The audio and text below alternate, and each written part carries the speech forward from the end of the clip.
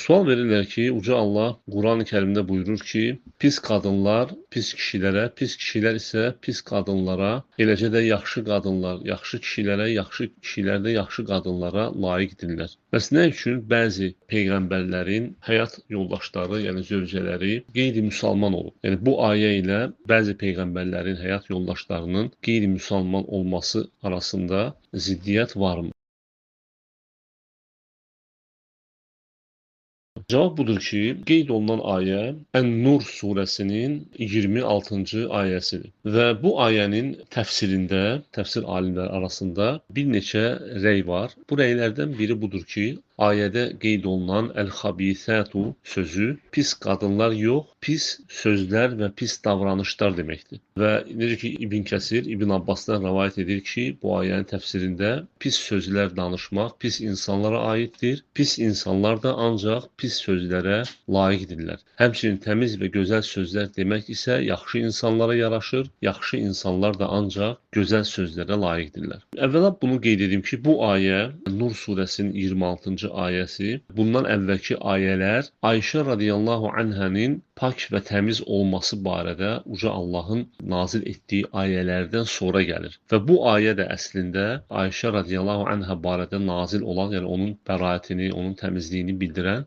ayələrdən sonra gəlib onu təsdiqləyir. Bayaq qeyd etdiyim birinci təfsirə görə, yəni Ayşə barədə pis sözlər danışanlar, onlar münafiqlərdir və bu sözdə ancaq onlara yaraşır belə sözlər danışmaq. Ayşə isə onlardan qat-qat üstündür, həmçinin paklığa və təmizliyə onlardan daha çox layiqdir. Bu birinci təfsir. İkinci təfsir isə burada qadınlardan söhbət gedir, əl-xabisət, yəni pis qadınlar pis kişilərə, pis kişilər isə pis qadınlara, eləcə də yaxşı qadınlar yaxşı kişilərə, yaxşı kişilər də yaxşı qadınlara layiqdirlər. Əsl budur, yəni əslində belədir. Yəni yaxşı kişi, pak kişi ancaq yaxşı qadın axtarır, yaxşı qadın da həmçinin yaxşı kişi axtarır, həmçinin əksi də, yəni pis kişi özünə layiq olan bir qadın axtarır. Həmçinin də qadın da eyni şəkildə. Lakin bəzən insan zahirən hansısa bir qadını yaxşı görə bilər, yəni bu həmişə belə olmur. İnsan yanına da bilər. Yaxşı bir kişi bir qadını yaxşı görə bilər, lakin sonradan onun pis xüsusiyyətləri üzə çıxa bilər.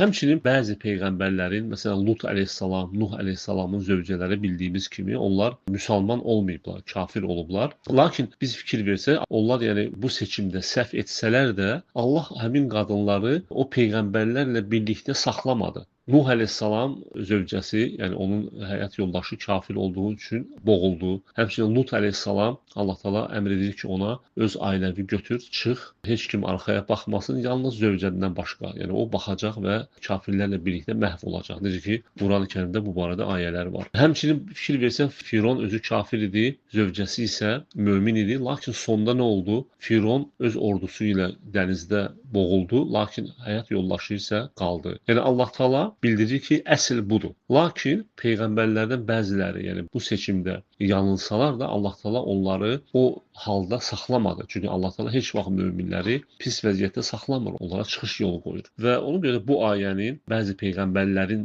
zövcələrinin müsəlman olmaması, yəni kafir olması ilə heç bir ziddiyyəti yoxdur.